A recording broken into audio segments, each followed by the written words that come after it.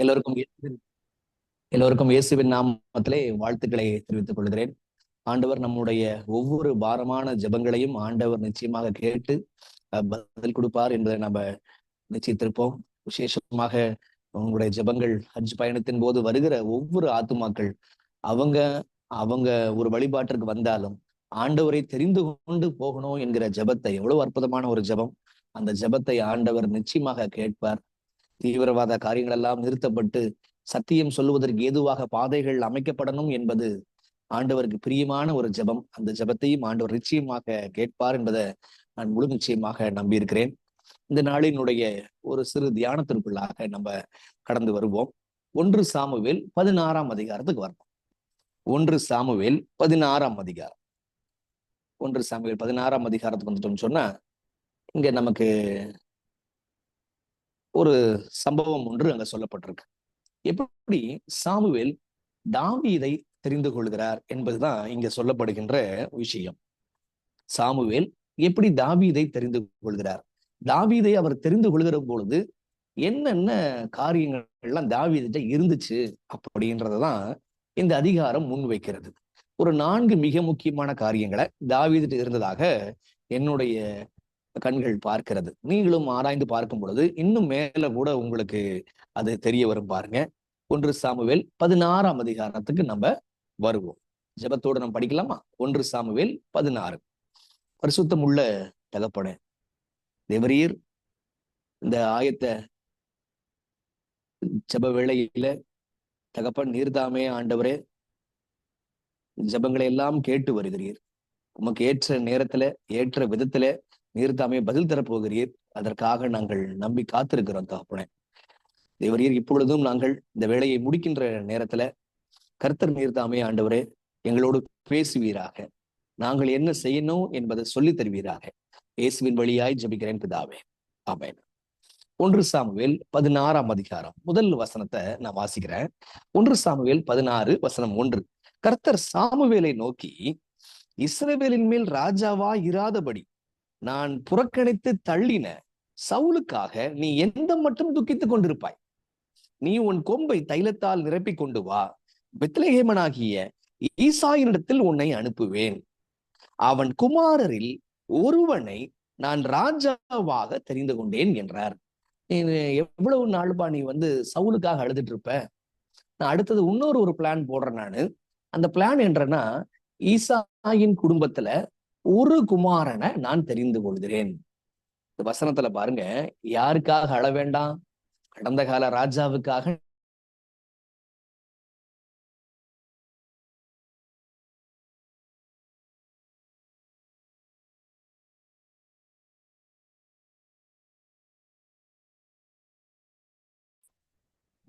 Sound கேட்கலையா?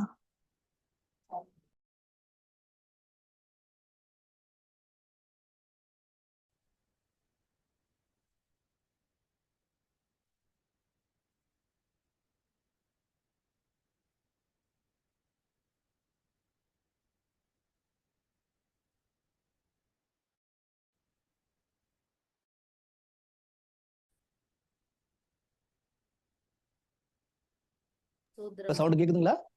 கேக்குது brother, கேக்குது. இப்ப கேக்குது. ஓகே, சரி. அப்ப ஆண்டவர், ஓகே, வாய்ஸ் தெளிவா இருக்கா? தெளிவா இருக்கு. ஓகே, நன்றி. சரி, ஆண்டவர் சவுலுக்காக நீ அழ வேண்டாம் அப்படின்னு சொல்லிட்டு யாரை தெரிந்து கொள்கிறேன் என்கிற விஷயத்துல ஆண்டவர் யாருன்னு சொல்லவே இல்லை. ஈசாய் என்கிற குடும்பத்துல, அந்த நபருடைய குடும்பத்துல நான் ஒரு மகனை நான் தெரிந்து கொண்டிருக்கிறேன், நீ புறப்பட்டு போ அப்படின்றார். அவ்வளவுதான், உன்னுடைய அந்த கொம்பு எடுத்து தைலத்தால் நிரப்பி நீ கொண்டு போ அப்படின்ட்டார்.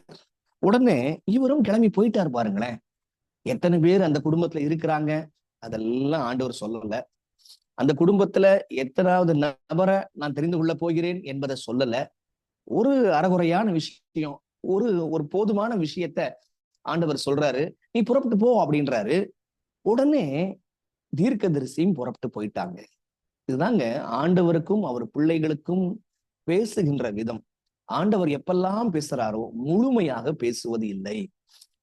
நகருவதற்கு தேவையான சில விஷயத்தை சொல்லுகிறார். அதை வைத்து நகரும் பொழுது, விசுவாசத்தின் அடிப்படையிலே ஒரு அடியை எடுத்து வைக்கும் பொழுது அடுத்த ஸ்டெப் என்ன செய்யணும் என்பதை ஆண்டவர் சொல்றாருங்க. எப்பயுமே ஆண்டவர் ஃபுல் பிளான் ஆண்டவர் கொடுப்பது இல்லை.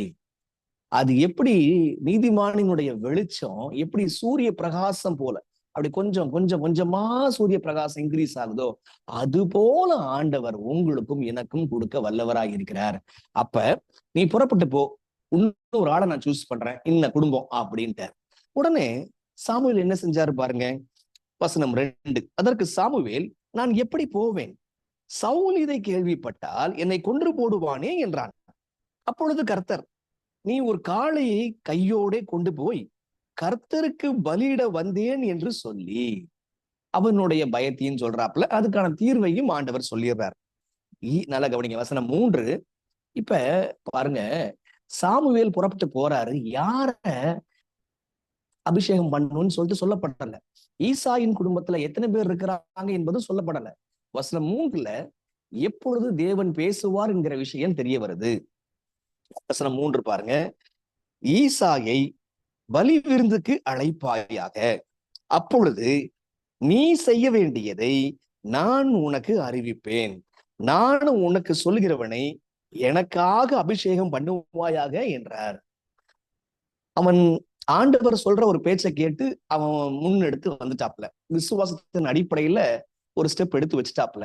இப்ப அடுத்து என்ன செய்யணும்? அதற்கு ஒரு கண்டிஷனிங் ஒண்ணு போடுறாரு, கவனிச்சீங்களா? நீ பலிய கூடு, இன்னார கூப்பிட்டு பலிய கூடு, அப்பொழுது நான் உனக்கு செய்ய வேண்டியதை நான் உனக்கு அறிவிப்பேன். ஒரு நிமிஷம் நில்லுங்க, நிறுத்துங்க, நிதானிங்க. உங்க வாழ்க்கையில கூட ஆண்டவர் என்ன செய்யணும்னு சொல்லிட்டு தெரியாம தத்தளிச்சுட்டு நிக்கிறீங்களா? இந்த வசனத்துல நமக்கு பதில் இருக்குதுங்க. என்ன பதில்? நீங்க ஒரு பலி கொடுக்க வேண்டிய அவசியம் இருக்கிறது. பலிய, ஆண்டவர் விரும்புற பலியை நீங்கள் கொடுக்கும் பொழுது அந்த நேரத்துல அந்த க்ஷணத்துல ஆண்டவர் வந்து நீங்கள் செய்ய வேண்டியதை உங்களுக்கு போதிப்பார். சரிங்களா? அது நாம செய்யாம இருப்பதால் தான் நம்ம என்ன செய்யணும் என்பது நமக்கு தெரிய வர மாட்டேங்குது. நம்ம வேதத்தை புரட்டுகிறோம், உபவாச கூட்டங்களுக்கு செல்லுகிறோம், ஆண்டவரை துதிக்கின்றோம். ஆனால் கொடுத்தோமா? தேவன் விரும்பியதை நான் கொடுத்தேனா? நான் கொடுக்கும் பொழுது ஆண்டவர் எப்படி சாமுவேலுக்கு தெரிவித்தாரோ அத போல உங்களுக்கும் எனக்கும் தெரிவிக்க வல்லவராயிருக்கிறார். பலி விருந்துக்கு ஈசாய கூப்பிடுப்பா அப்படின்னு சொல்லிட்டார். சரி, என்னாச்சு பாருங்க. ஓகே, வசனம் 4. கர்த்தர் சொன்னபடி சாமுவேல் செய்து பெத்லெகேமுக்கு போனான். நோட் பண்ணிக்கோங்க, வார்த்தை எங்க போனான்? பெத்லெகேமுக்கு போனான். ஈசா எந்த ஊரு? வசனம் 1லே படிச்சுட்டோம், அவன் பெத்லெகேம் ஊரான். சரி, பெத்லெகேமுக்கு போனான். அப்பொழுது அவ்வூரின் மூப்பர் தத்தளிப்போடு அவனுக்கு எதிர்கொண்டு வந்து, நீர் வருகிறது சமாதானமா என்றார்கள். அதற்கு அவன், சமாதானம் தான், கர்த்தருக்கு பலியிட வந்தேன், நீங்கள் உங்களை பரிசுத்தம் பண்ணி கொண்டு என்னோடு கூட பலி விருந்துக்கு வாருங்கள் என்றான். மேலும் ஈசாயையும் அவன் குமாரரையும் பரிசுத்தம் பண்ணி அவர்களை பலி விருந்துக்கு அழைத்தான். ஆண்டவர் சொன்னது போல ஈசாயையும் அவன் பிள்ளைகளையும் அவங்க குமாரர்களையும் என்ன பண்றான்? அழைச்சிடறான். இப்ப அடுத்த கட்டம் பாருங்க, நம்ம படிக்க போறது ஆண்டவர் தெரிந்து கொண்ட நபர்கிட்ட காணப்பட்ட 4 மிக முக்கியமான குணங்களுங்க. அதை படிப்பதற்கு முன்பாக சாமுவேல் தீர்க்கதரிசிட்ட ஒரு சின்ன மிஸ்டேக் இருக்குங்க. அந்த மிஸ்டேக் என்ன? தீர்க்கதரிசியே இங்க மிஸ்டேக் பண்றாருன்னா சாதாரண ஜனம் இடறி விழுவதற்கான வாய்ப்பு எவ்வளவுன்னு பாருங்க. இப்ப ஆண்டவர் யாரை தெரிந்து கொள்கின்றார், சாமுவேல் தீர்க்கதரிசி எப்படி தெரிந்து கொள்கிறான் என்பதை கவனிக்கலாம். இந்த சாமுவேல் தீர்க்கதரிசி என்ன தவறு செய்கிறார்? வசனம் தொடர்ந்து பார்ப்போம். இப்ப வசனம் 6. அவர்கள் வந்தபோது அவன் எலியாபை பார்த்த உடனே, கர்த்தரால் அபிஷேகம் பண்ணப்படுபவன் இவன் தானாக்கும் என்றான். முதல் பையன் வராப்ல. முதல் பையன் வந்த உடனே, எலியாபை பார்த்த உடனே, கர்த்தரால் அபிஷேகம் பண்ணப்படுபவன் இவன் தான் அப்படின்ற மாதிரி சொல்றாப்ல. அப்ப எப்படி முடிவு பண்ணா? இந்த விஷயம் புரியுதுங்களா? இப்ப வசனம் 7 ஆண்டவர் குறுக்கிடுறார். கர்த்தர் சாமுவேலை நோக்கி, நீ இவனுடைய முகத்தையும் இவனுடைய சரீர வளர்ச்சியும் பார்க்க வேண்டாம், நான் இவனை புறக்கணித்தேன். மனுஷர் பார்க்கிறபடி நான் பாரேன். மனுஷன் முகத்தை பார்க்கிறான், கர்த்தரோ இருதயத்தை பார்க்கிறார் என்றார். கவனிச்சீங்களா? இப்ப சாமுவேல் தீர்க்கதரிசி எதை பார்த்து தெரிந்து கொண்டான்? ஆண்டவர் சொல்றாரு, நீ போப்பா, அங்க நான் உனக்கு தெரிவிக்கிறேன்றாரு. நீ பலி கொடு, நான் உனக்கு செஞ்சு கொடுக்குறேன்றார். பலி கொடுத்தாச்சு, நீ போ அப்படின்றார், நீ செய் அப்படின்றார். இப்ப போய் செய்யும் பொழுது முதல் பையனை பார்த்த உடனே, எலியாபை பார்த்த உடனே அவன் ஒருவேளை இவன் தானா, அதாவது ஆல்மோஸ்ட் அவனுக்கு ரொம்ப பிடிச்சிருக்குதுங்க எலியாபை பார்த்தா. இப்ப அவன் எப்படி பார்த்தானா, இங்க ஆண்டவர் சொல்லிட்டாரு, கர்த்தர் சொல்றாரு, நீ சரீர வளர்ச்சியை பார்க்கிற, நீ அவனுடைய முகத்தை பார்க்கிற, அவனுடைய முகத்தையும் அவனுடைய சரீர வளர்ச்சியும் நான் பாரேன். நான் எதை பார்ப்பேன்? நான் பார்க்க போகிறது அவன் முகத்தை அல்ல, அவனுடைய பாடி அல்ல. இதை பார்க்கிறேன் அப்படின்னா நான் அவனுடைய இருதயத்தை பார்க்கிறேன். ஆண்டவர் ஒரு ராஜாவை தெரிந்து கொள்றார். ஆண்டவர் ஒரு மெய்ப்பனை இஸ்ரவேலுக்காக கொண்டு வராங்க. இந்த மெய்ப்பன், இந்த ராஜாவுக்கு சரீர வளர்ச்சி முக்கியம் இல்லையா, முக வளர்ச்சி முக்கியம் இல்லையா? ஆண்டவர் சொல்றார், நான் அதெல்லாம் பார்க்கல, நான் பார்க்கிற வண்ணமாக மனுஷன் பார்க்கல, மனுஷன் பார்க்கிற விதமா நானும் பார்க்கல. இப்ப சாமுவேல் தீர்க்கதரிசி எதை பார்த்தார்?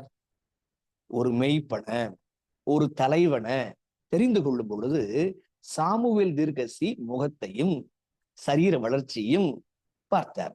இன்றைக்கு நம்ம எப்படி பார்க்கிறோம்? ஒரு ஊழியத்துல தலைவனையோ அல்லது ஒரு மெய்ப்பனையோ பார்க்கும் பொழுது அவங்க படிப்பை பார்க்கிறோமா, அவங்களுடைய தமிழ் புலமையை பார்க்கிறோமா, அல்லது எதை பார்க்கிறோம்? நம்ம அவங்களுடைய வரங்களை பார்க்கிறோமா, எதை பார்க்கிறோம்? ஆண்டவர் வரத்தை பார்க்கவில்லை, ஆண்டவர் அவர்களுடைய உள்ளத்தை பார்க்கிறார். சரிங்களா?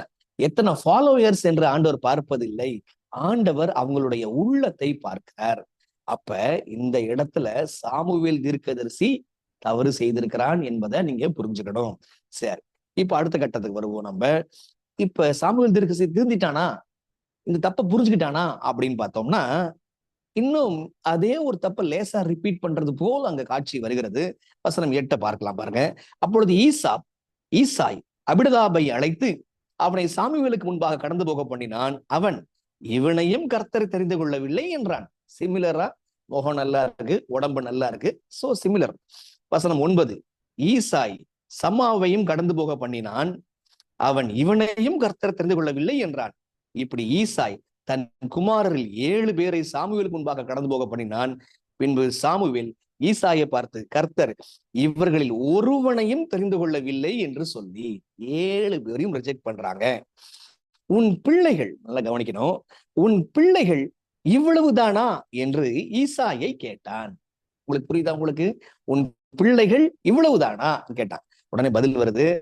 அதற்கு அவன், இன்னும் எல்லோருக்கும் இளையவன் ஒருவன் இருக்கிறான், அவன் ஆடுகளை மேய்த்துக் கொண்டிருக்கிறான் என்றான். அப்பொழுது சாமுவேல் ஈசாயை நோக்கி, ஆடு அனுப்பி அவனை அழைப்பி, அவன் இங்கே வரும் மட்டும் நான் பந்திருக்க மாட்டேன் என்றான். இப்ப ஆள் புறப்பட்டு வரான். ஆள் புறப்பட்டு வந்த உடனே சாமுவேல் தீர்க்கதரிசி எதை பார்த்தான் என்பதை அடுத்த வசனம் சொல்லுது பாருங்க. இது சரிதானா என்பதை நீங்க சொல்ல போறீங்க. வசனம் 12, ஆள் அனுப்பி அவனை அழைப்பித்தான். அவன் யாரு? இப்ப அவன் யாரு? 1 2 3 4 5 6 7ஆவதா? 7 இல்ல, எத்தனாவது? இப்ப 8ஆவது. ஈசாயினுடைய இளைய குமாரன் ஒருத்தன் இருக்கிறான். இப்ப அவன் எப்படிப்பட்டவன் பாருங்க. அவன் ஆள் அனுப்பி அவனை அழைப்பித்தான். அவன் என்ன மேனியா? சிவந்த மேனியும் அழகிய கண்களும் நல்ல ரூபம் உள்ளவனுமாய் இருந்தான். நினைச்சீங்களா? இப்ப பைபிள் சொல்லுது, அப்பொழுது கர்த்தர் சொல்றாரு, இவன் தான், எழுந்து இவனை அபிஷேகம் பண்ணு என்றார். நிறுத்துவோம், யோசிப்போம். இப்ப 8ஆவது ஆள் வரும் பொழுது சாமுவேல் எதை பார்த்தான்? சாமுவேல் பார்த்தது அவனுடைய கலர், ஸ்கின் கலரை பாரு, அப்படியே ரெட்டா இருக்கியா, கிள்ளுனா அப்படியே ரத்தம் வரியா அப்படின்ற கலரை நோட் பண்றாங்க. கண்ணை பாக்குறாங்க. கண்ணு பாரியா, எப்படி இருக்கு பாரியா, அழகிய கண்கள் பா. அவனுடைய டோட்டலா பாத்தீங்கன்னாலே நல்ல ரூபம் உள்ளவனா இருந்தான். சரிங்களா? அப்படி அவன் வந்து இருக்க பாக்குறதுக்கே ரொம்ப லட்சணமா இருக்கிறான். கண்ணு இப்படி இருக்குது, அவன் ஸ்கின் காம்ப்ளெக்ஷன் இப்படி இருக்குது, இப்படி எல்லாம் பார்க்கிறான். கர்த்தர் பார்த்தார், இவன் தான் என்றார். நிறுத்துங்க. ஏற்கனவே 7 பேர் ரிஜெக்ட் பண்றாரு ஆண்டவர். ஆண்டவர் வந்து ஏன் ரிஜெக்ட் பண்ணார் என்கிற காரணத்தையும் சொல்லி இருக்கிறார்.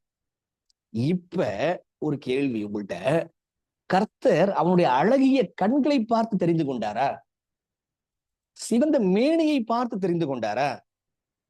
அவன் அருமையான ரூபம் கொண்டவனாக இருந்தான், அதனால தெரிந்து கொண்டாரா? ஆமா இல்லையா? என்ன சொல்ல போறீங்க? இப்ப இதெல்லாம் சாமுவேல் தீர்க்கதரிசி பதிவு பண்ற வார்த்தை பாருங்க. கர்த்தர் வந்து ஆமான்னு சொல்லிட்டார். அதனால இவன் சிவந்த மேனியினாலேயோ அழகிய கண்கள்னாலேயோ நல்ல ரூபம் உள்ளவனா இருந்தபடியினாலோ அவனை தெரிந்து கொள்ளவில்லை. இதற்கான ஜோடி வசனம் இங்க ஏற்கனவே பார்த்துட்டோம். கர்த்தர் ஒருத்தனை தெரிந்து கொண்டால் விஷயம், ஆண்டவர் அவனுடைய வெளி பிரகாரமான காரியங்களை பார்க்கல, அவனுடைய இருதயத்தை பார்க்கிறார். இருதயத்தில் மறைந்திருக்கக்கூடிய குணத்தை பார்க்கிறார். அப்ப மீண்டும் சாமுவேல் தீர்க்கதரிசி என்ன செய்தார்? இதுதாங்க. அப்ப ஆண்டவர் தெரிந்து கொண்ட பாத்திரத்தினுடைய 4 குணத்தை பார்ப்பதற்கு முன்பாக இங்க ஆண்டவர் எப்படி தெரிந்து கொள்ள மாட்டார், மனிதன் எப்படி தெரிந்து கொள்வான் என்பதை பார்த்தீங்களா? சரிங்களா? மனிதனால் தெரிந்து கொள்ளவே முடியாதுங்க. ஏன்னா இருதயத்தை ஆண்டவர் தாங்க பார்க்க முடியும். சரிங்களா? ஆண்டவரே நாங்க என்னப்பா செய்ய முடியும், நீங்க சொல்லுங்கப்பா அப்படின்னு சொல்லிட்டு ஒரு தலைவனை சூஸ் பண்ணும் பொழுது, ஒரு மெய்ப்பனை சூஸ் பண்ணும் பொழுது ஆண்டவருக்காக காத்திருக்கணுங்க. இப்பேற்பட்ட சாமுவேல் தீர்க்கதரிசி அங்க மிஸ்டேக் செய்வதற்கான வாய்ப்பு இருக்குமானால் உங்களுக்கும் எனக்கும் எவ்வளவு பெரிய வாய்ப்பு இருக்கும். ஆக இங்க ஆண்டவரை எப்பொழுதுமே ஒரு ஆளுகைக்கு, ஒரு மந்தைக்கு மெய்ப்பனாக வைக்கும் பொழுது ஆண்டவர் சொல்லுகிற விஷயம் வெளி தோற்றம் அல்ல. அவன் இந்த உலகம் போற்றுகின்ற அந்த எக்ஸெட்ரா விஷயம் எல்லாம் கிடையாது. அவங்களுடைய குணத்தை நான் பார்ப்பேன், அவங்களுடைய இருதயத்தை பார்ப்பேன். நானு இருதயத்தின் ஆழத்துல என்ன இருக்குது என்பதை பார்த்து நான் தெரிந்து கொள்வேன். ஆக எத்தனை பேர் ரிஜெக்டட்? 7 பேர் ரிஜெக்டட். 7 பேர் ரிஜெக்ட் ஆயிடுச்சு. 8வது அந்த இளையவனை வந்தாச்சு. இப்ப இளையவனை வந்த போது மீண்டும் வசனம் 11 பார்க்க போறோம். ஈசாய் ஒரு வார்த்தை ஒண்ணு சொல்றாப்ல. ஈசாய் ஒரு வார்த்தை ஒன்று சொல்கிறான்னு சொன்ன அந்த வார்த்தையில உள்ளர்த்தம் இருக்கிறது. அந்த உள்ளர்த்தம் என்ன பார்க்கலாம் வாங்க. அதேதான் வசனம் 11 பாருங்க, நான் வாசிக்கிறேன். உன் பிள்ளைகள் இவ்வளவுதானா என்று ஈசாயை கேட்டான். அதற்கு அவன், இன்னமும் எல்லோருக்கும் இளையவன் ஒருவன் இருக்கிறான், அவன் ஆடுகளை மேய்த்து கொண்டிருக்கிறான். அப்ப எல்லா பிள்ளைகளையும் கூட்டிட்டு வா அப்படின்னு சொல்லும் போது ஏங்க 8வது ஒருத்தனை கூப்பிடவே இல்லை? புரியுதா? 8வது ஒரு ஆளை ஏன் வந்து ஈசாய் கூப்பிடல? சரி, ஈசாய் தான் கூப்பிடல, அதுல 7 பேராவது கூப்பிடணும் இல்லையா? அப்பாவே கூப்பிடல, எப்படி சகோதரன் கூப்பிடுவான்? இங்கதாங்க முதல்ல ஒரு விஷயம் வருது. பிள்ளைகளை கூப்பிடுன்னு சொன்னா வழக்கமா வீட்டுல கடா குட்டிக்கு தாங்க வந்து ரொம்ப பெரிய மவுசு அதிகம். ஆனா இந்த குடும்பம் ரொம்ப வித்தியாசமா இருக்குது. 8வது இளையவனை அந்த குடும்பம் புறக்கணிச்சு வச்சிருக்குது. ஒரு மகனாவே கருதவே இல்லை. புரியுதா உங்களுக்கு? அப்ப ஆண்டவர் யார தூக்குறாரு? ஆண்டவர் யார வந்து தெரிந்து கொள்கின்றார் அப்படின்னா, புறக்கணிக்கப்பட்ட தாவீதை தூக்குறாரு. புறக்கணிக்கப்பட்ட ஒரு ஆளை ஆண்டவர் என்ன பண்றாருன்னா தெரிந்து கொள்கின்றார். இப்ப இதுல இருந்து கற்றுக்கொள்கிற மிக முக்கியமான பாடம் என்னன்னா, நீங்கள் தெரிந்து கொள்வதற்கு முன்பாக புறக்கணிக்கப்படுவீர்கள். இந்த சத்தியத்தை நீங்கள் புரிந்து கொள்ளும் பொழுது, நீங்கள் அடுத்த முறை புறக்கணிக்கும் போது நீங்க வேற ஒரு கோணத்துல பார்க்கணும். நான் புறக்கணிக்கப்பட்டேன்னா அப்படின்னா தகப்பன் என்னை தெரிந்து கொள்ள போகிறார் என்ற அர்த்தம். இப்படிதாங்க ஆண்டவர் வந்து இப்படி இவன் புறக்கணிக்கப்பட்டான். 7 பேர்ல ஒருத்தனாவே எண்ணப்படல. இப்ப ஆண்டவர் அவனை தெரிந்து கொண்டார். இந்த தாங்க பவுலார் சொன்னாரு. 1 கொரிந்தியருக்கு வந்துருங்க. 1 கொரிந்தியர் 1ஆம் அதிகாரத்துக்கு ஓடிவாங்க. 1 கொரிந்தியர் 1ஆம் அதிகாரத்துல ஆண்டவர் என்ன சொல்லுகிறார் என்பதை கவனிங்களேன். 1 கொரிந்தியர் 1 அதிகாரம் 25 வசனம் பாருங்களேன். 1 கொரிந்தியர் 1:27, மன்னிக்கவும் 27 என்ன சொல்றாருன்னு பாருங்க. ஞானிகளை வெட்கப்படுத்தும்படி தேவன் உலகத்தில், அடுத்த வார்த்தை, உலகத்தில் பைத்தியமானவைகளை தெரிந்து கொண்டார். பலம் உள்ளவைகளை வெட்கப்படுத்தும்படி தேவன் உலகத்தில் பலவீனமானவைகளை தெரிந்து கொண்டார். உள்ளவைகளை அவமாக்கும்படி தேவன் இழிவானவைகளை தெரிந்து கொண்டார். அற்பமாய் எண்ணப்பட்டவைகளையும் இல்லாதவைகளையும் தேவன் தெரிந்து கொண்டார். அப்ப தேவன் ஏங்க ஞானிகளை வெட்கப்படுத்தும்படி ஏன் பைத்தியத்தை தெரிந்து கொண்டார்? நம்ம எவ்வளவோ படிச்சோங்க, ஏன் பாஸே ஆகல?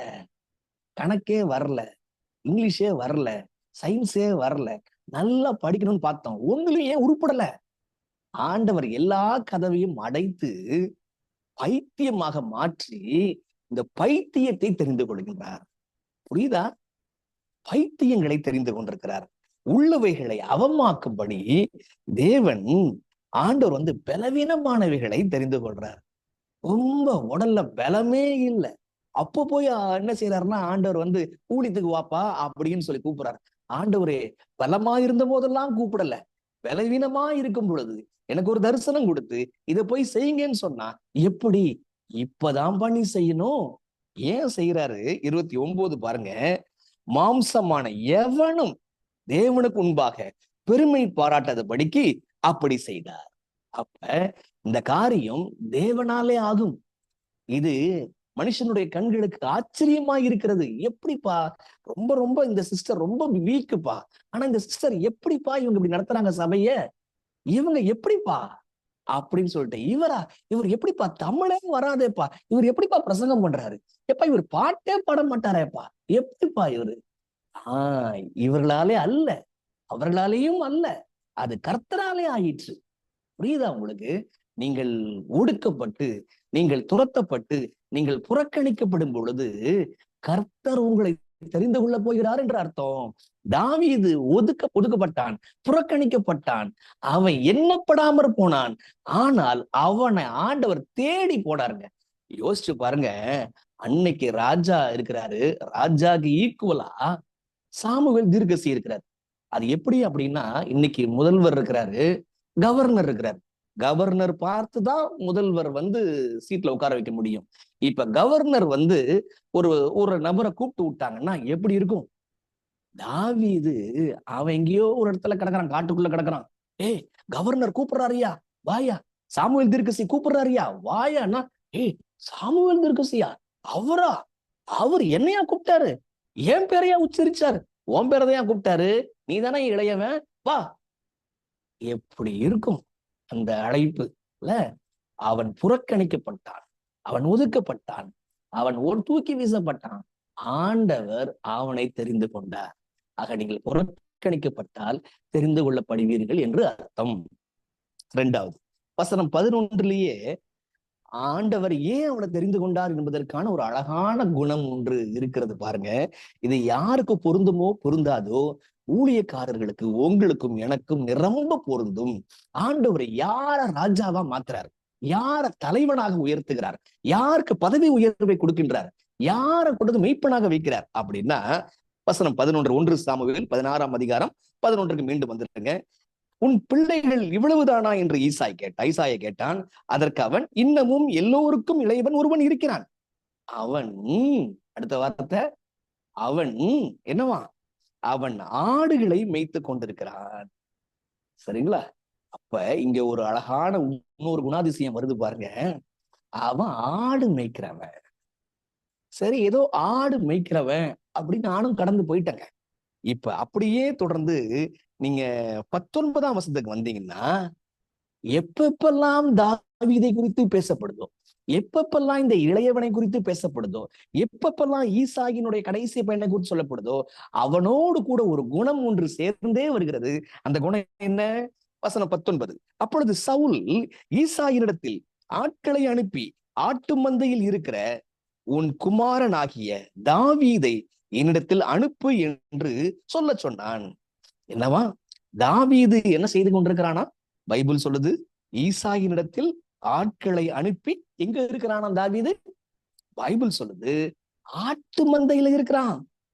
ஆட்டு மந்தையில இருக்கிறான். அப்படி ஒரு பக்கம் திருப்பிடுங்க. 1 சாமுவேல் 17ஆம் அதிகாரத்துக்கு வாங்க. 1 சாமுவேல் 17ஆம் அதிகாரத்துக்கு. இப்ப வேலை எல்லாம் சவுல்ட்ட முடியுது. எங்க போறான்னு பாருங்க. 17-15 பாருங்க. தாவீது சவுலை விட்டு திரும்பி போய் பெத்லகேமில் இருக்கிற தன் தகப்பனுடைய ஆடுகளை மேய்த்து கொண்டிருந்தான். கவனிச்சுட்டே வரீங்களா? அப்ப ஒவ்வொரு முறை தாவீது தாவீது ஈசாயினுடைய மகன் வரும் பொழுது ஏதோடு இணைக்கப்படுறான்னா அவன் ஆடுகளோடு இணைக்கப்படுறான். அவன் ஆட்டு மந்தையிலே கிடக்குறான். அந்த ஆடுகள் எங்க போகுதோ அங்கேயே அந்த ஆட்டுக்கு பின்னாடி இவன் போயிட்டே இருக்கிறாங்க. இவன் மனசெல்லாம் அப்படியே ஆடுகளோடவே இருந்துகிட்டே இருக்குது. அப்ப ஆண்டவர் யாரை தெரிந்து கொள்றாரு? யாரை தெரிந்து கொண்டாருன்னா, இவனுக்கு ஏன் ராஜ பதவி கொடுக்கிறாரு அப்படின்னா, இவன் மனசு அந்த மந்தைய இருக்குது. அந்த மந்தைய அவன் காப்பாற்றி கொண்டு வந்தான். அதனால ஆண்டவர் அவனை தெரிந்து கொள்றார். அப்ப ஆண்டவர் யாருக்குங்க ப்ரமோஷனை கொடுப்பாரு? உன் மந்தைய காப்பாத்துவதற்காக நான் உன்னை வச்சிருக்கிறேன். மந்தைய உதறி தள்ளிட்டு வந்தீங்கன்னா ஆண்டவர் ப்ரமோஷன் கொடுப்பாரா? உங்களுக்கு புரியுதா? உங்களுக்கு மந்தையை காப்பாற்றுறவனு கொடுப்பாரா? மந்தையை காப்பாத்தாதவனு கொடுப்பாரா? மந்தையை காப்பாற்றி கொண்டு வந்தான். அந்த ஆடுகளினுடைய நிலைமையை விசாரித்து வந்தான். அது தண்ணி குடிச்சுச்சா? அது சாப்பிட்டுச்சா? அது எப்படி இருக்கு? சேஃபா தான் இருக்குதா? ஏதாவது ஆபத்து இருக்குதா? அப்படி மந்தையின் மேல அவ்வளவு கவனமா இருந்தான். ஆண்டவர் அவனுக்கு அபிஷேகம் கொடுத்தாருங்க. அப்ப அபிஷேகம் கிடைக்கலன்னு சொல்லிட்டு ரொம்ப கஷ்டப்படுறீங்களா? அப்ப யோசிக்க வேண்டிய விஷயம், மந்தையை பார், ஆண்டவர் உனக்கு அபிஷேகத்தை கொடுப்பார். அப்ப மந்தையை கவனிக்கிறோமா? மந்தையை கவனிச்சு கொண்டிருக்கிறோமா? இது ஒன்று மட்டும் இல்லைங்க, 17ஆம் அதிகாரம் மட்டும் இல்லைங்க. நீங்க சங்கீத புஸ்தகத்துல பாத்தீங்கன்னா ஏகப்பட்ட முறை வருங்க. தாவீதோடு கூட அவன் மெய்ப்பெண், அவன் ஆடுகளை மேய்த்து கொண்டு வந்தான், அவன் கறவல் ஆடுகளுக்கு பின்பாக ஓடிக்கொண்டிருந்தான். இப்படியே வருங்க. அப்ப அவன் மனசு எங்க இருக்கு? அவன் மனசு எங்க இருக்குன்னு சொன்னா, பதவி உயர்வு அடையணும் என்பதிலேயே இல்லைங்க. அவன் மனசு சர்ச் மெம்பரு என்ன ஆனாங்க, அவங்க எப்படி இருக்கிறாங்க, ஏன் சர்ச்சுக்கு வரல, ஏன் சோகமா இருந்தாங்க, ஏன் சரியா வேதம் வாசிக்க மாட்டாங்க, இன்னைக்கு செய்தியை கேட்கும் பொழுது ஏன் அவங்க துக்கமா இருந்தாங்க, அவங்களுக்கு என்ன செய்யட்டும், இப்படிதாங்க இருக்கும். ஆக அபிஷேகம் பெறப்போகிறவன், உயர்வை காணப்போகிறவன், ஏன் ஆண்டவராலே ராஜாவாக உயர்த்தப்பட போகிறவன், அவன் ஆடு எப்படி இருக்கு? ஆடு எப்படி இருக்கு? இது ஏதோ போதகருக்கு ஊழியருக்கு மட்டும் இருக்க விஷயம் கிடையாதுங்க. இது ஒவ்வொரு நபருக்கும் உரிய விஷயங்க. ஆக நீங்க உங்க ஆடு எப்படி இருக்குது விசாரிக்கிறீங்களா? ஆக ஆண்டவர் எப்ப தாவீது தெரிந்து கொள்றார்? அவன் புறக்கணிக்கப்பட்டான், ஆண்டவர் தெரிந்து கொள்றார். ஆண்டவர் எப்பங்க தாவீது தெரிந்து கொள்றார்? அவன் ஆடுகளை கண்ணும் கருத்துமாக மேய்த்து வந்தான். அவன் எண்ணம் எல்லாம் உயர்வடையணும் என்பல்ல, அவன் எண்ணம் எல்லாம் கொடுக்கப்பட்ட பொறுப்புல எப்படி உண்மையா இருக்கணும். அப்ப கொடுக்கப்பட்ட பொறுப்புல உண்மையா இருக்கும் பொழுது அழைப்பு தேடி வந்துச்சு. இவன் தேடி போலங்க ப்ரமோஷனுக்கு. இவன் ராஜாவாகணும் எண்ணம் கொள்ளவே இல்லைங்க. அது ஆண்டவர் எண்ணத்துக்குள்ள இருந்துச்சுங்க. அப்ப இவன் ஆடுகளை எப்படி காப்பாற்றணும் அப்படின்னு நினைச்சான். அவனுக்கு ஆண்டவர் ப்ரமோஷனை கொடுத்தாருங்க. சரி, இப்ப அவன் புறக்கணிக்கப்பட்டான், தெரிந்து கொண்டார். அவன் ஆடுகளை மேய்த்து கொண்டு வந்தான், தெரிந்து கொண்டார். இப்ப இந்த ஆடுகளை எல்லாம் அப்படியே நதியோரம், அப்படியே மலையோரம், அப்படியே பள்ளத்தாக்குல அப்படியே நடத்திட்டு போயிட்டே இருக்கும் பொழுது அவன் ஒரு காரியத்தை வளர்த்து கொண்டான். கவனிச்சிட்டே வாங்க. புறக்கணிக்கப்பட்டான், தெரிந்து கொண்டார். ஆடுகளை மேய்த்தான், ஆட்டு மந்தையை காப்பாற்றினான், ஆண்டவர் தெரிந்து கொண்டார். சரிங்களா? இப்ப ஆட்டு மந்தையை காப்பாற்றி கொண்டிருக்கும் பொழுது, ஐயோ எங்க அப்பா இப்படி சொல்லிட்டாங்களே, ஐயோ எங்க அண்ணன் கண்டுக்கவே மாட்டேன்றானே, ஐயோ அவங்க எல்லாம் மிலிட்ரியில போய் ஜாயின் பண்ணிட்டாங்க, ஒரு கவர்மெண்ட் ஜாப்ல செட்டில்ட் ஆயிட்டாங்க, என்னை எல்லாம் கண்டுக்காம விட்டாங்களே, இப்படியெல்லாம் யோசிக்காதபடிக்கு அவன் கொடுக்கப்பட்ட பொறுப்புல உண்மையா இருக்கும் பொழுது அவனுக்குள்ளாக ஒரு வரம், ஒரு தாளந்து ஒன்றை அவனுக்குள்ளாக ஆண்டவர் தருகின்றார். புரியுதா உங்களுக்கு? ஆடுகளை மேய்த்து கொண்டே போயிட்டு இருக்கும் பொழுது அந்த இயற்கையான சூழல், செடி, மரம், கொடி, மலை இதெல்லாம் பார்த்து கொண்டிருக்கும் பொழுது அவன் எப்படிப்பட்டவனா உருவெடுக்கிறான் அப்படின்னா, ஏதோ ஆடு மாடு மேய்க்கிறவனா மட்டும் இல்ல. விஷயம் பாருங்க, வசனம் 16 பாருங்க.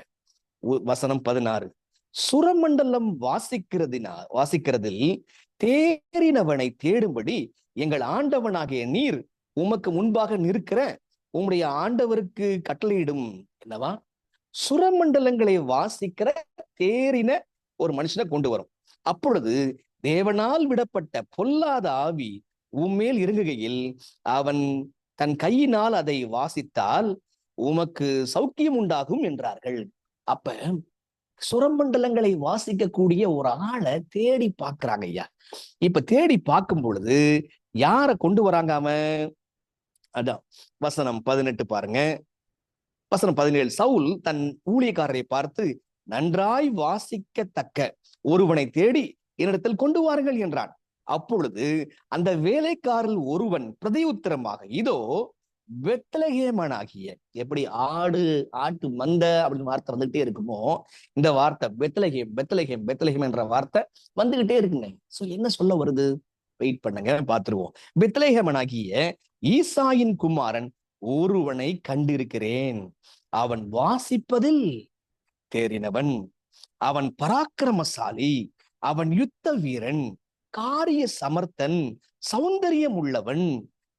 கவனிச்சிங்களா? அப்ப எப்படிப்பட்ட விஷயங்கள் எல்லாம் சொல்றாங்க பாருங்க. மீண்டும் வெளி தோற்றத்தை எல்லாம் சொல்லிட்டாங்க. ஆனா கூட ஒரு பாயிண்ட சொல்லிட்டாங்க. ஃபர்ஸ்ட் பாயிண்டே அதுதான். அவன் வாசிப்பதில் என்னவா? பைபிள் சொல்லுது 16ஆம் வசனம், அவன்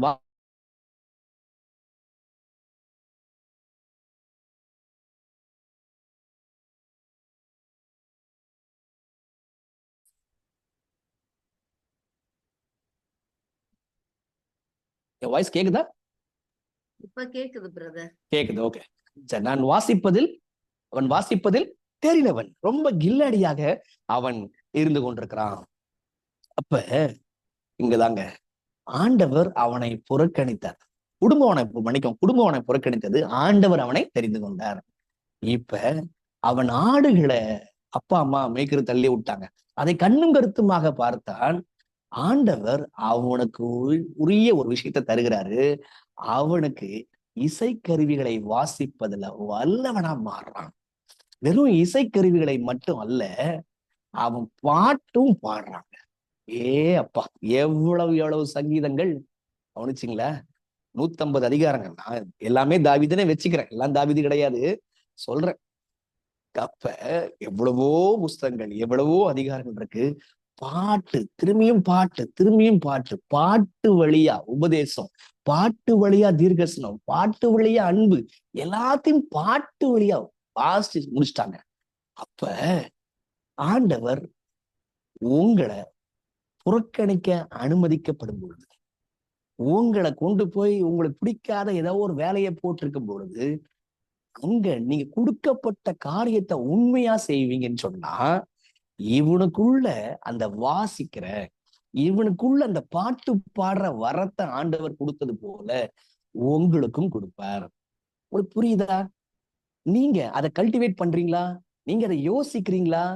இந்த இடத்துல போட்டோம்னா இந்த விஷயத்த அவங்க கத்துப்பாங்க அப்படின்னு சொல்லிட்டு ஆண்டவர் அறிந்து அங்க கொண்டு போறாருங்க. புறக்கணிக்கிறாருங்க. ஏன்? அவன் ஆட்டை மேய்க்கணும். ஏன் ஆட்டை மேய்க்கணும்? ஏன் ஆட்டை காப்பாத்தணும்? நான் அவனுக்கு ஒரு வரத்தை கொடுக்க போறேன். நான் அவனை சந்திப்பேன். அங்க நான் அவனோடு பேசுவேன். நானும் அவனும் உறவாட போறோம். அந்த இடம் குடும்பம் அல்ல, அந்த இடம் மிலிட்டரி ஜாப் அல்ல. அவன் என்னோடு ஆடு மேய்ச்சிக்கிட்டே வரணும். ஆட்டு மந்தைய மேய்க்கிற அந்த வேளையில நான் அவனோடு பேசுறேன். புரியுதா? தேவன் உங்களோடு பேசுறாங்களா? புறக்கணிக்கப்பட்டிருக்கிறோம்னு சொல்லிட்டு உள்ள குமுறலோடு நீங்கள் இருக்கிறீர்களா? சரிங்களா? ஐயோ, எல்லாரும் செட்டில் ஆயிட்டாங்க, நான் செட்டில் ஆகல, நான் இப்படி இருக்கிறேன்னு சொல்லிட்டு இருக்கிறீங்களா? கொடுக்கப்பட்ட வேலையில நீங்க உண்மையாய் மாத்திரம் இருப்பீர்களானால் ஆண்டவர் தெரிந்து கொள்வார். தெரிந்து கொள்வது மாத்திரமல்ல, ஆண்டவர் உங்களுக்குள்ள அற்புதமான வரத்தை கொண்டு வருவார். ஆண்டவர் அப்படிப்பட்ட ஒரு வரத்தை கொண்டு வந்தாருங்க. ஆக இந்த வரம் இருக்கிறது பதினால இப்ப எங்க வந்துட்டான்? இப்ப அவன் ஸ்ட்ரைட்டா அரண்மனைக்கு வந்துட்டாங்க.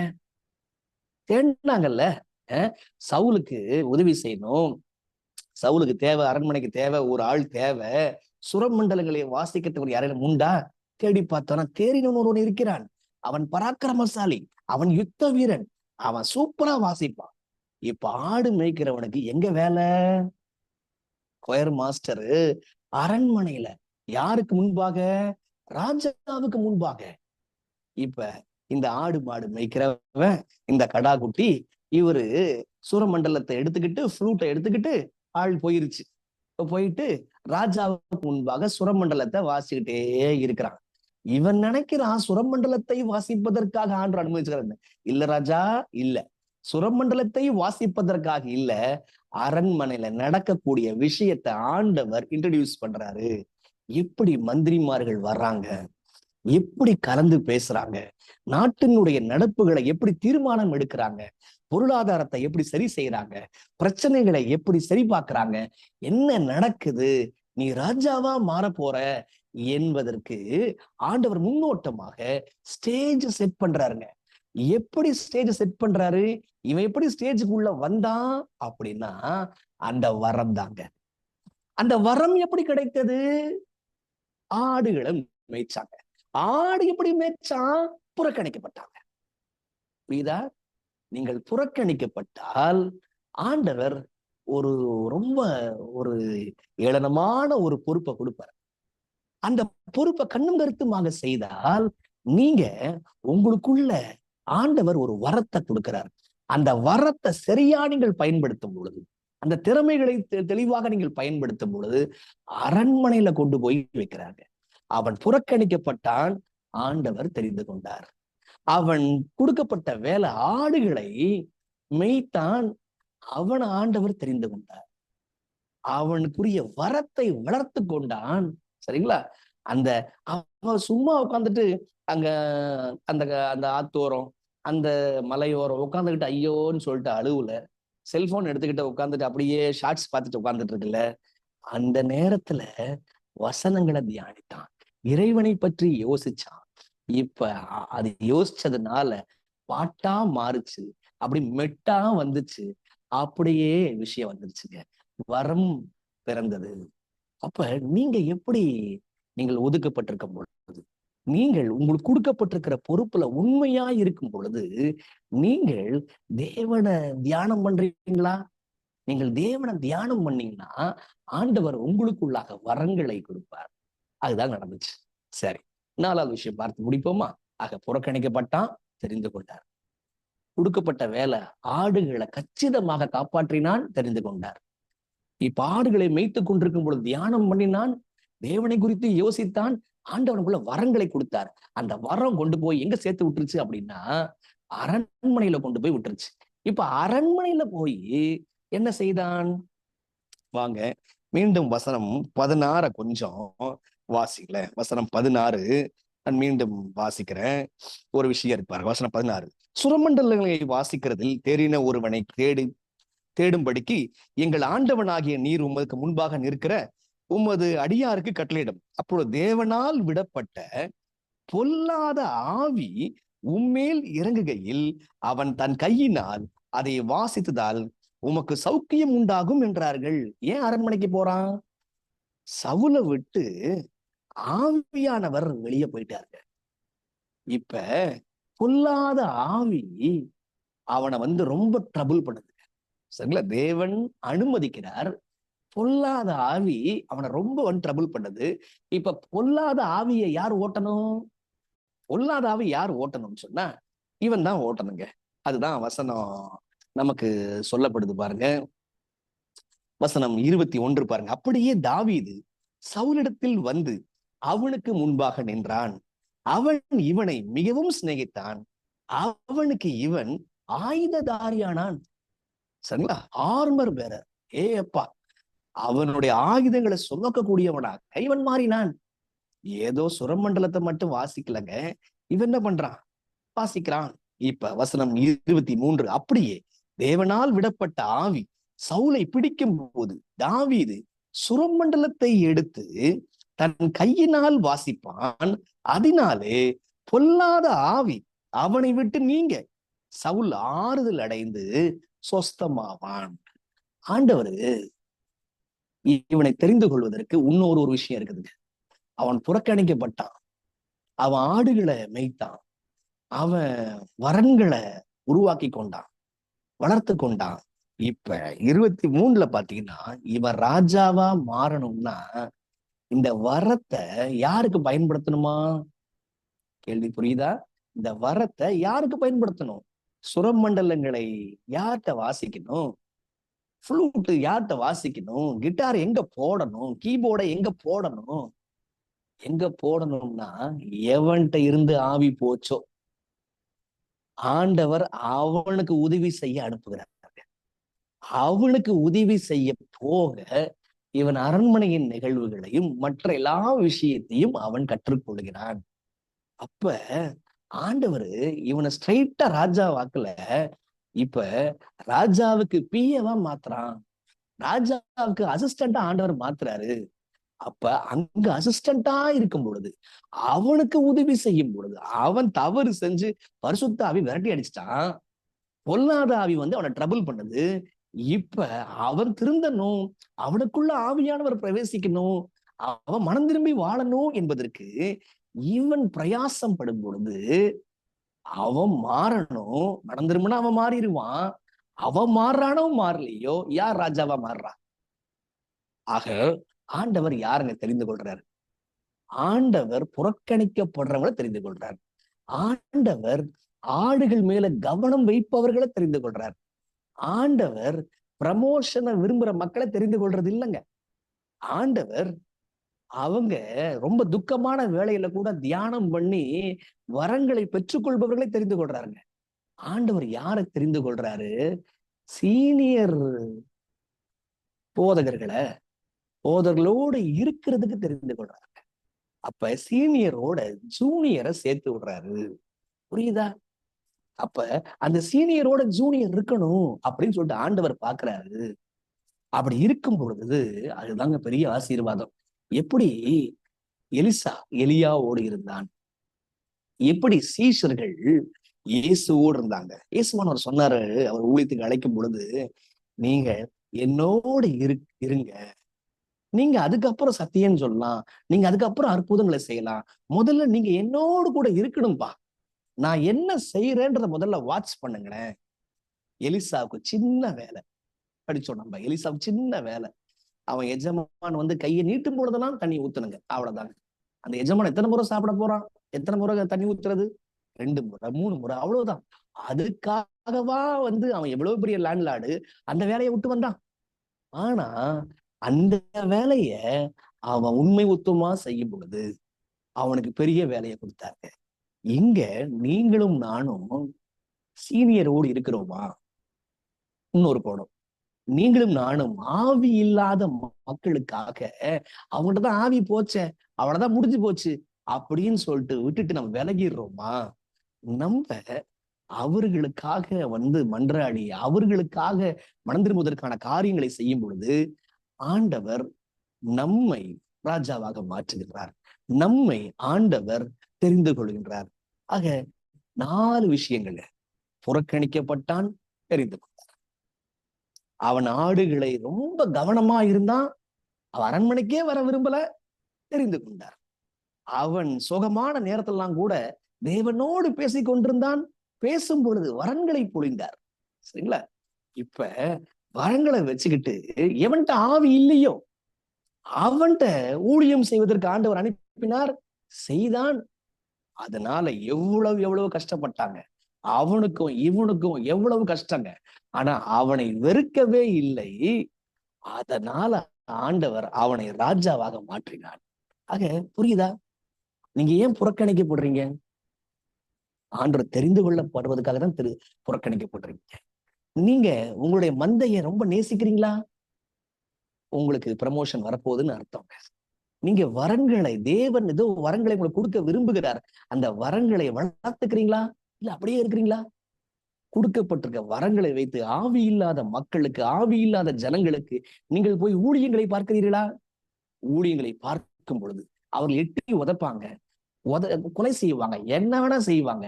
ஆனா நீங்க அவர்கள் மேல் தொடாதபடி அவர்கள் மனம் திரும்பணும்னு சொல்லிட்டு நீங்க செய்யும் பொழுது ஆண்டவர் உங்களுக்கு அபிஷேகத்தை கொடுப்பார், உங்களுக்கு ராஜாவாக மாற்றுவார். ஆக நீங்க ஏன் புறக்கணிக்கப்பட்டீங்க? புரியுதா? நீங்க ஏன் ஆடுகளை மேய்க்கிறீங்க? ஆண்டவர் ஏன் உங்களுக்கு வரன்களை கொடுத்திருக்கிறார்? வரன்களை ஆண்டவர் கொடுக்கிறாருன்னு சொன்னா ஆண்டவர் உங்களை அடுத்த இடத்துக்கு கொண்டு போறாருன்னு சொல்லிட்டு அர்த்தம். ஒரே ஒரு கருத்தை நான் சொல்லி நான் முடிக்கணும்னு சொல்லிட்டு நான் விரும்புகிறேங்க. அந்த கருத்து என்ன அப்படின்னு சொன்னா, இந்த வார்த்தைகளை கவனிங்கள். இந்த அதிகாரத்துல இங்க சவுலு, மன்னிக்கவும், சாமுவேல் தாவீதை அபிஷேகம் செய்கிறான். ஆனால் நல்லா கூர்ந்து கவனிக்கும் பொழுது ஆவியானவர் சில வார்த்தைகளை திரும்ப திரும்ப எழுதுறாருங்க. என்ன வார்த்தை? பெத்லகேம் என்ற வார்த்தை, ஆடுகளின் மெய்ப்பெண் என்கிற வார்த்தை, அபிஷேகம் என்கிற வார்த்தை, ராஜா என்கிற வார்த்தை. புரியுதா? இந்த 4 விஷயத்தையும் அப்படியே கம்பேர் பண்ணிடலாம். பெத்லகேம் ஊரை சேர்ந்த தாவீது, மெய்ப்பனாயிருந்த தாவீது அபிஷேகம் பெற்றான், அவன் ராஜாவானான். நல்லா கூர்ந்து கவனிங்க. உங்களுக்கு தாவீது ராஜா மட்டும் தெரிகிறாரா, இல்ல வேற யாராவது தெரிகிறாங்களா? சொல்லுங்க, நான் முடிச்சிடறேன். அவ்வளவுதான். பெத்லகேம் ஊரை சேர்ந்த இந்த நபர், மெய்ப்பனான இந்த நபர், ஆவியானவரை பெற்ற இந்த நபர், அவர் ராஜாவாக மாறுகிறார். யாருங்க இந்த நபர்? இங்க தாவீதுக்கு பொருந்துற எல்லா விஷயமும் என்ன சொல்லுதுன்னா, எப்படி தாவீது அபிஷேகம் பெற்றானோ, எப்படி தாவீது ராஜாவாக மாறினானோ, இது தாவீது கதையே கிடையாது. வேத வாக்கியங்களை நல்லா ஆராய்ஞ்சு பாருங்க. அவைகள் தாவீதை குறித்து எழுதல, இயேசுவை குறித்து எழுதுகிறது. இதே மாதிரி இந்த ஊர்ல இன்னொருத்தர் பிறப்பார். அவர் நல்ல மேய்ப்பன் என்னப்படுவார், அவரு அபிஷேகம் பண்ணப்படுவாங்க.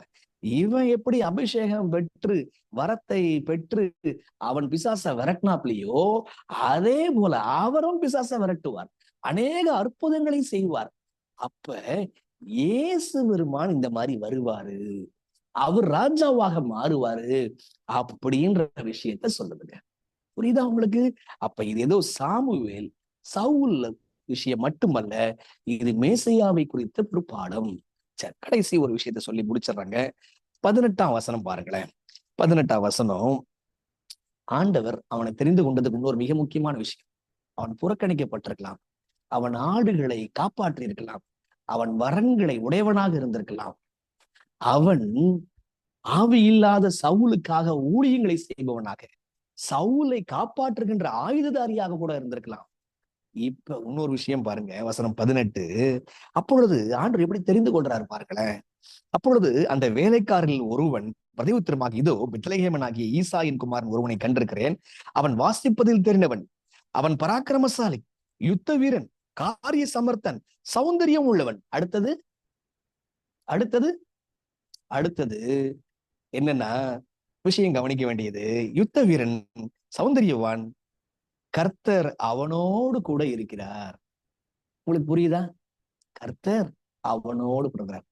அப்ப அவன் புறக்கணிக்கப்பட்டிருக்கலாங்க, அவனோடு கர்த்தர் இருந்தாங்க, ஆகையினால கர்த்தர் அவனை தெரிந்து கொண்டார். உங்களோட கர்த்தர் இருக்க விடுறீங்களா? இல்லையா? கர்த்தர் சவுல்ட்ட இருந்த ஆவி போயிருச்சுங்க.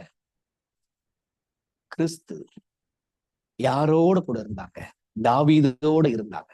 ஆக ஆண்டவர் ஒருத்தரை தெரிந்து கொள்றாருன்னு சொன்னா, அது எப்படி தெரிந்து கொள்றாரு விஷயம் புரியுதா? என்ன ப்ராசஸ்ல வருது புரியுதா? நீங்கள் புறக்கணிக்கப்பட்டிருக்கிறீர்களா? நீங்கள் கொடுக்கப்பட்ட வேலையில உண்மையாய் காப்பாற்றி உங்க சபைய மந்தைய காப்பாற்றுறீங்களா? கவனம் அங்க இருக்குதா? இல்ல எப்ப பார்த்தாலும் உயரணும்னு சொல்லிட்டு இருக்கிறீங்களா? நீங்கள் உங்களுடைய திறமைகளை, வரன்களை நீங்கள் பெற்றிருக்கிறீங்களா? நீங்கள் ஆவியே இல்லாத ஜனத்திற்காக நீங்கள் மறுபடியும் அவங்க எல்லாம் பிறக்கணும்னு சொல்லிட்டு நீங்கள் மன்றாடி தவித்துக் கொண்டிருக்கீங்களா? உங்களோடு தேவன் இருக்கிறாரா? யோசிச்சு பாருங்க. அப்படின்னு சொன்னா ஆண்டவர் உங்களை பெரிய ஊழியத்திற்காக அழைக்கிறார். ஆண்டவர் உங்களோடு கூட இருக்க விரும்புகிறார். உங்களை ஆண்டவர் ராஜாவாக அபிஷேகம் செய்யணும்னு சொல்லிட்டு விரும்புகிறார். அப்படிதாங்க கிறிஸ்துவையும் பண்ணார். ஆக யோசிங்க.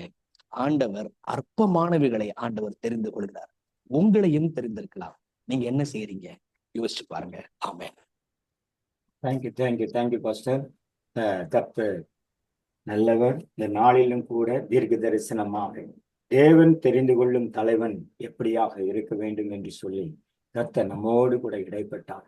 புறக்கணிக்கப்பட்ட சூழ்நிலையில ஹல்லேலூயா தாவீது எப்படியாக தனக்கு கொடுக்கப்பட்ட வேலையில உண்மை உத்தமமாய் இருந்த நிமித்தமாக ஹல்லேலூயா கர்த்தர் அபிஷேகம் கொடுத்து ஹல்லேலூயா ராஜாக்களுக்கு முன்பாக நிற்க தேவன் கிருபை செய்தார். இந்த நாளிலும் கூட நாம் புறக்கணிக்கப்பட்ட சூழ்நிலை இருந்தாலும் கூட கர்த்தர் உங்களையும் என்னையும் ஹல்லேலூயா அவருடைய காரியங்கள் நாம் உண்மையாயிருக்கும் பொழுது கர்த்தர் ராஜாக்களுக்கு முன்பாக நிறுத்த அவர் வல்லமை உள்ளவராக இருக்கிறார். இந்த நாளிலும் கேட்ட சத்தியத்தின்படியாக நம்ம ஒப்பு கொடுப்போம். கர்த்தர் மகிமையான காரியங்களை செய்வார். இந்த நாளிலும் கூட அன்பு தேவதாசன் செய்தது வருகிறதான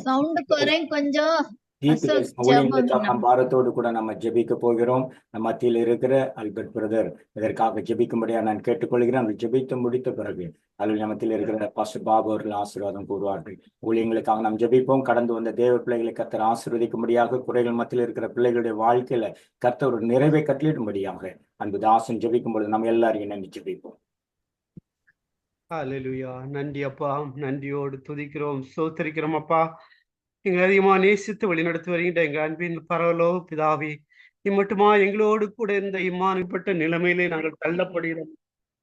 ஆனாலும் சுவாமி அப்பா, நாங்கள் சுவாமி செய்கின்ற ஒவ்வொரு காரியத்திலும் ஊழியமாக இருக்கலாம், எங்களது பணிகளாக இருக்கலாம் சுவாமி, அப்படிப்பட்ட காரியத்திலே நாங்கள் உண்மையாக இருக்கும் போது சுவாமி அப்பா, எங்களது தாழ்மையிலிருந்து நீ உயர்த்துகின்ற தேவன் அல்லவோ சுவாமி அப்பா. உம்மை நன்றியோடு துதிக்கிறோம், ஸ்தோத்திரிக்கிறோம் ராஜா. இந்த வார்த்தைகள் மூலமாக எங்களோடு நீர் இடைப்பட்டதற்காக உம்மை நன்றியோடு துதிக்கிறோம், ஸ்தோத்திரிக்கிறோம் அப்பா.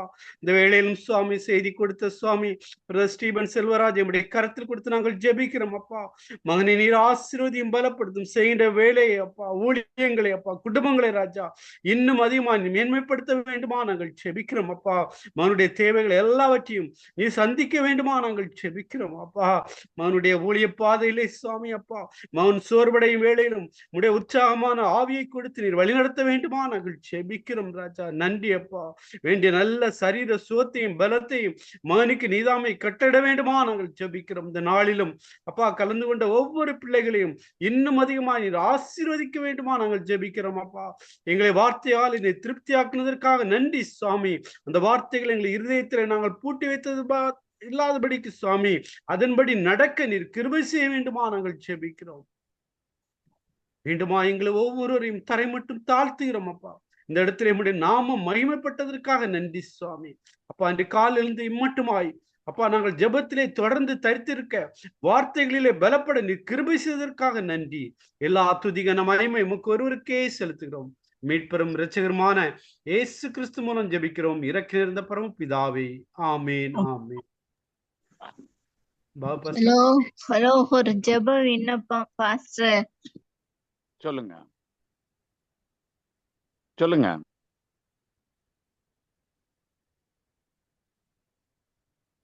சொல்லுங்கம்மா. நம்முடைய கர்த்தராகிய இயேசு கிறிஸ்துவின் கிருபையும் தேவனுடைய அன்பும் பரிசுத்த ஆவியானுடைய அந்யோன்ய ஐக்கியமும் தேவ கிருபையும் தேவ சமாதானமும் தாவீதோடு இருந்த தேவன் ஒவ்வொருவரோடு இருந்து நடத்தி தேவ கிருபையும் தேவ மகிமையும் ஒவ்வொருவர் மேலும் இறங்க பண்ணுவாராக. ஆமேன் ஆமேன். அல்லேலூயா அல்லேலூயா அல்லேலூயா. நம்ம ஜெபக்குறிப்பு சொல்லுங்க, நாங்க ஜெபிச்சிரோம். பாஸ்டர் ஜெபிச்சிருவாங்க. பால்ராஜன் ஒரு பிரதர் வந்து பிரேயர் பாயிண்ட்ஸ் போட்டிருக்கிறாரு. அவருடைய பிசினஸ் கொஞ்சம் அது ஹெல்த் ப்ராப்ளத்துல இருக்கிற ஃபினான்சியல் ப்ராப்ளம் அப்படின்னு சொல்லிட்டு அது மெசேஜ் போட்டிருக்கிறாரு. அவருக்காக ஜெபம் பண்ணிக்கோ. நமக்குள்ள ஸ்டீபன் பாஸ்டர் நம்ம இடத்துல கடந்து நினைக்கிறேன். ஸ்டீபன் பாஸ்டர் இருக்கிறீங்களா?